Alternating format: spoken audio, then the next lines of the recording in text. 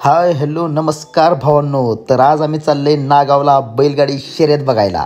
जाता जाता जरा पंपावर जाऊन तेल टाकलं हो आणि धरला की पुढला रस्ता. मग काय आपल्याला पट्टा माहीत नव्हता हो. मग जाता जाता ही आपल्याला आपली भाऊ भेटलीत. ह्यासनी पट्टा कुठं आहे म्हणून विचारलं. मग काय ही भाई लोक पण तिकडच चालली गेले की मग ह्यांच्या संगच बघूच तर पट्टा पण आला हो. भावांनो व्हिडिओ पूर्ण बघायला लागतोय. नवतरपासून जनरल पर्यंत सगळी व्हिडिओ टाकल्यात.